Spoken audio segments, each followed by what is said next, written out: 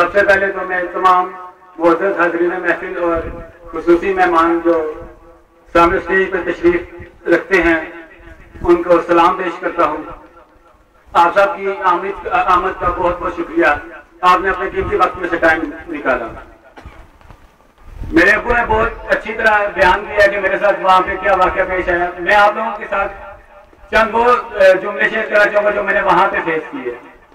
मैं आपको बताना चाहूँगा कि वहाँ पे BLA का जो कमांडर था वो एक दिन मेरे पास आया और उसने मुझसे पूछा कि वहाँ पे आपके एक सियासी नुमाइंदा साहब राजा परवेज अशरफ साहब हैं, वो आपके क्या लगते हैं?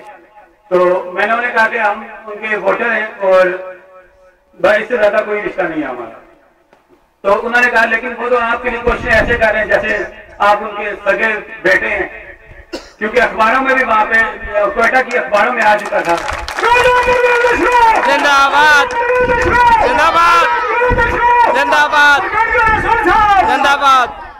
क्योंकि क्वेटा की अखबारों में ये खबर आ चुकी थी कि राजा तनवीर रजा जो वफाकी वजीर साबका वफाकी वजीर का भतीजा है, उसके लिए वफाकी हुकूमत बहुत ज्यादा कोशिश कर रही है, जिसकी वजह से उसने ये मैसेज कंफर्म करवाना चाहा।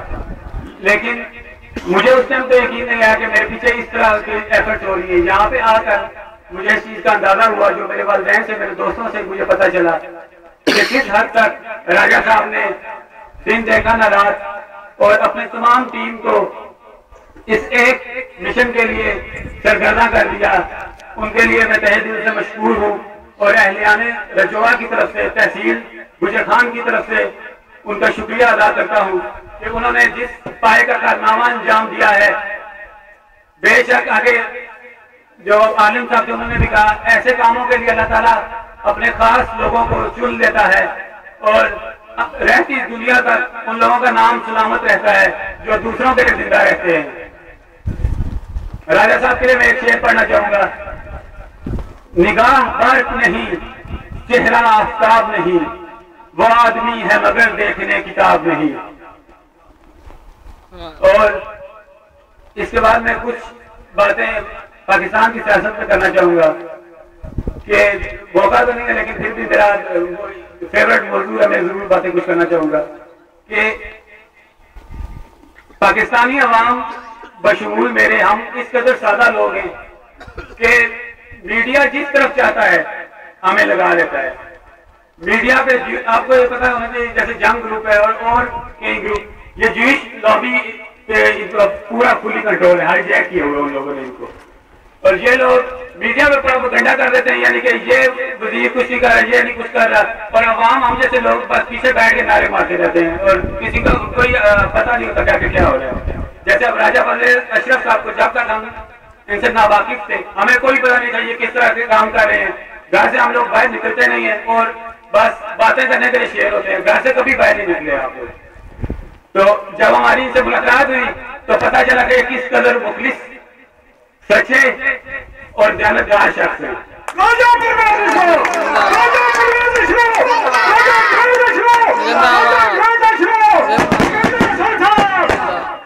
एक साबिक वफाकी वजीर अपने कीमती वक्त से ऐसे मेरे वालिदैन और फैमिली को टाइम देता रहा जैसे उनके घर का मसला है।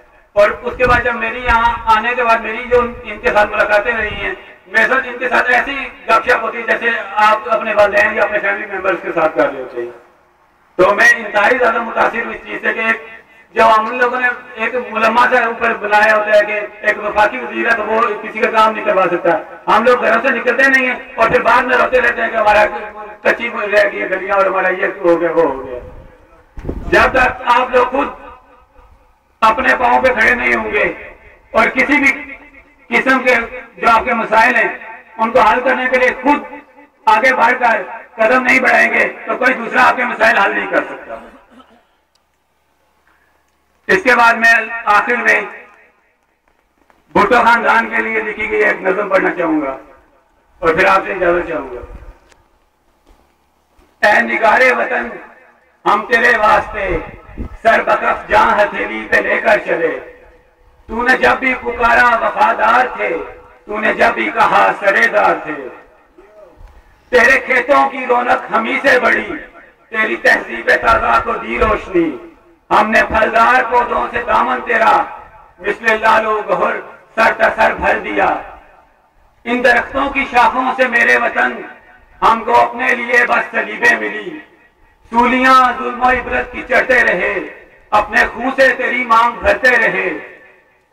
ऐ निगारे वतन हम मुहाफिज तेरे, ऐ निगारे वतन हम मुहाफिज तेरे, हम वफादार हम सच्चे आशिक तेरे। इन दरख्तों की शाखों से मेरे वतन हमको अपने लिए बस सलीबे मिली। सूलियां जुल्म इबरत की चढ़ते रहे, अपने खून से तेरी मांग भरते रहे। हमने सोचा और अब फैसला कर लिया, अब सलीबें तराशी नहीं जाएंगी, हाँ तराशेंगे उन जालिमों के लिए जो सलीबों पे तुझको चढ़ाते रहे। शुरू करता हूँ अल्लाह के पाक नाम से, जो बड़ा मेहरबान है, रहने वाला है, जो इज्जत देने वाला है और जो जिल्लत देने वाला है, और जिसके कब्जा कुदरत में मेरी और आप सबकी जाने हैं, जो सबसे बेहतर इज्जत देने वाला है। आज के हमारे इस प्रोग्राम के मेहमान खुसूसी जनाब राजा परवेज अशरफ साहब